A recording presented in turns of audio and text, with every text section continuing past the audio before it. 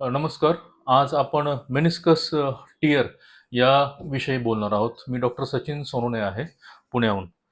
तर मेनिस्कस म्हणजे दोन हाडांच्या मधली गादी. या मॉडेलमध्ये हे जे निळं दाखवलेलं आहे तर हे मेनिस्कस आहे. मेनिस्कस हे दोन हाडांच्या मध्ये शॉक ऑब्झर्व्हरचं काम करतं. ते हाडाची झीज होऊ देत नाही, एकमेकांना हाडाचं घर्षण होऊ देत नाही, हे त्याचं प्रामुख्याने काम आहे. तर मेनिस्कस टियर झाला तर सर्वात आधी पेशंटला काय त्रास होईल, तर पेशंटला गुडघ्यामध्ये दुखेल. त्यानंतर आणखी काय त्रास होतो, तर पेशंटला चालताना किंवा पाय वाकवताना लॉकिंग सेन्सेशन येतं, म्हणजे त्याचा गुडघा अडकतोय असं त्याला वाटतं.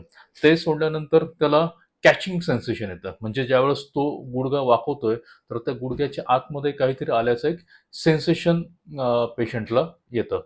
काही वेळी ते जास्त घर्षण होऊन किंवा त्याचं रिॲक्शन होऊन गुडघ्याला सूज सुद्धा येते, त्याला आपण इफ्युजन असं म्हणतो. आणि जसा काळ जातो तर काही पेशंटमध्ये मेनिस्कस टियर झाल्यामुळे तिथे मेनिस्कस सिस्ट होते, म्हणजे एक पाण्याची थैली मेनिस्कसमध्ये तयार होते. तर ही काही लक्षणं आहेत की जी मेनिस्कस टियरमुळे पेशंटला होऊ शकतात. आता मेनिस्कस हे दोन आहेत, एक म्हणजे आतल्या बाजूला आहे आणि एक म्हणजे बाहेरच्या बाजूला आहे. तर ते अर्धचंद्राच्या कोरेप्रमाणे असलेले दोन मेनिस्कस आहेत. ही पुढची बाजू आहे, मधली बाजू आणि मागची बाजू, अशा तीन विभागामध्ये आपण त्याला डिवाइड करतो आपल्या ट्रीटमेंटसाठी. तर आता मेनिस्कसचा जो टियर आहे तो कशामुळे होतो, तर कोणाला पेशंटला चालताना ट्विस्टिंग झालं तर मेनिस्कस जे आहे प्रामुख्याने खालचं जे हाड आहे, टिबिया म्हणतात त्याला, त्या हाडाला चिटकलेलं आहे, वरच्या हाडाला ते चिटकलेलं नाहीये. तर पेशंट चालताना जर त्याला ट्विस्टिंग झालं तर वरचं जे हाड आहे ते त्या मेनिस्कसवरती घर्षण करेल आणि त्याच्यामुळे त्याला टियर होतो. मेनिस्कस टियर सोबत पेशंटला लिगामेंट इंजुरी सुद्धा असू शकते, म्हणजे आतमध्ये ही एसीएल लिगामेंट आहे त्याला टियर असू शकतो, किंवा पीसीएल लिगामेंट आहे त्याला टियर असू शकतो, आणि बाहेरची ही एमसीएल किंवा एलसीएल ह्या लिगामेंटला सुद्धा टियर असू शकतो. मेनिस्कस जो आहे तर तो आपण दोन गटामध्ये विभागूयात. एक म्हणजे जो तरुण पेशंट आहे त्याच्यामध्ये. तर तरुण पेशंटमध्ये जो मेनिस्कस टियर होतो तो प्रामुख्याने खेळताना, चालताना किंवा गाडीच्या ॲक्सिडेंटमुळे त्यांना टियर होतो. आणि जे वयस्कर रुग्ण आहेत त्यांच्यामध्ये डिजेनरेशन, म्हणजे शरीरामधली जे काही घर्षण होत आहे इतक्या वर्ष चालल्यामुळे, तर त्या घर्षणामुळे त्यांना टियर होतो, त्याला आपण डिजेनरेटिव्ह टियर असं म्हणतात.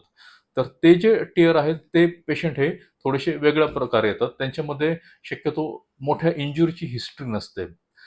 त्यांच्यामध्ये जे होणारे टियर असतात ते प्रामुख्याने त्याला आपण रूट टियर म्हणतो, म्हणजे ही जी गुडघ्याची गादी आहे ती मागच्या बाजूने मुळापासून तुटली जाते, त्याला रूट टियर म्हणतात.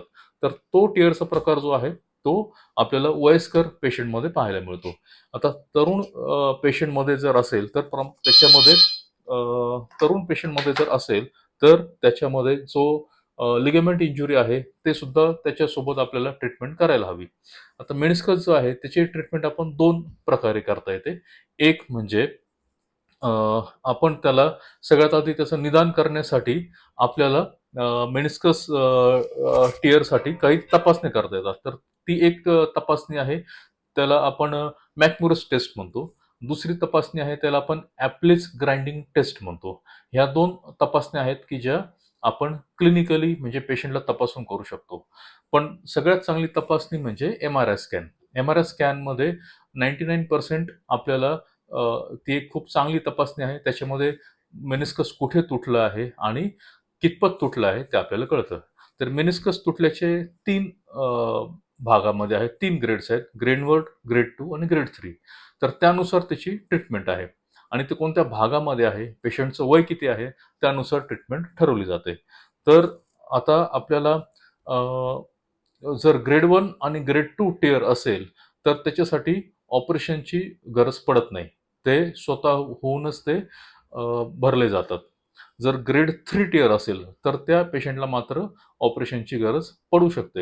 आता ऑपरेशन करताना त्यातही प्रामुख्याने आपण मेनिस्कस रिपेअर कडे सध्याला भर देतो, कारण जर मेनिस्कस रिपेअर केलं तर पुढे जाऊन त्याचे घर्षण होणार नाही पेशंटला आणि ते एक नॅचरल गुडघ्यासारखं ते काम करेल.